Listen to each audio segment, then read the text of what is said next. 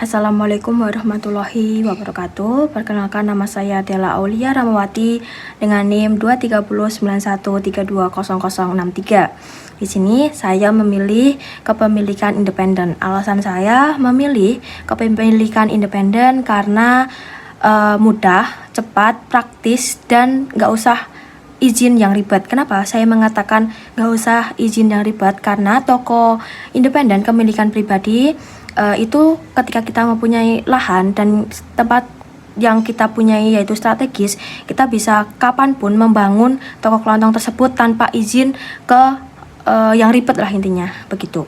Mungkin efisiensi dan kecepatan yang bakal saya diterapkan ke toko kepemilikan independen, yang pertama yaitu saya bakal mengatur stok agar tidak kelebihan dan kekurangan. Terus saya yang pastinya bakal mengatur hubungan kepada pelanggan, komunikasi yang baik dengan pelanggan.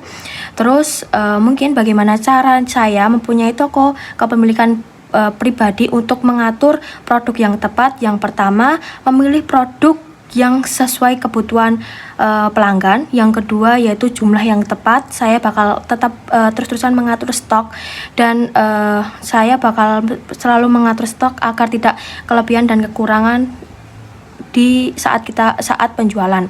Yang ketiga yaitu tepat waktu. Tepat waktu melakukan pengelolaan dan promosi di tren pasar tersebut. Yang keempat yaitu harga yang tepat. Ketika kita mempunyai toko kelontong, kita tuh harus menentukan harga yang tepat agar tidak terjadinya pelesian dengan toko kelontong yang lainnya. Terus bagaimana saya mengatur tata letak dan layout ketika saya memiliki toko kelontong? Yang pertama yaitu pintu masuk. Pintu masuk itu merupakan tempat pertama sebuah pelanggan itu masuk. Jadi ketika kita mempunyai pintu masuk yang baik, pelanggan itu ada ketertarikan di awal ketika ingin masuk di toko tersebut. Pastinya kalau kita mempunyai toko kelontong tetapi mempunyai pintu yang bagus, kayak contohnya mungkin bisa otomatis buka sendiri atau tarik atau dorong di pintu tersebut, itu bakal merupakan ketertarikan pertama dari pelanggan. Yang kedua yaitu penempatan produk yang bestseller. Ketika kita membuka sebuah toko, pasti ada yang namanya produk bestseller. Jadi kita jangan salah menempatkan barang bestseller itu ke tempat yang malah sembunyi. Seharusnya kalau ada produk yang bestseller, kita tempatkan ke tempat yang pertama pelanggan itu tertuju saat masuk toko tersebut. Yang selanjutnya yaitu jalur sirkulasi yang tepat. Terus selanjutnya yaitu zona kategori yang bagus, yang tepat. Yang selanjutnya itu pencahayaan yang bagus. Ketika kita mempunyai toko kelontong tetapi kita mempunyai pencahayaan yang bagus, itu juga merupakan penarikan dari pelanggan. Karena apa?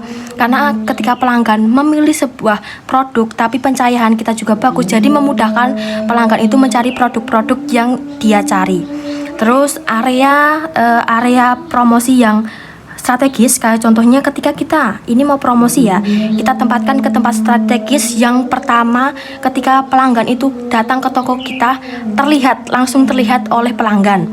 Terus yaitu penempatan produk-produk, kayak contohnya sabun di mana, terus baju di mana, terus makan makanan ringan di mana, makan makanan berat di mana, makanan instan di mana. Jadi penempatan yang tepat, yang baik itu juga memudahkan pelanggan untuk memilih produk yang ia cari.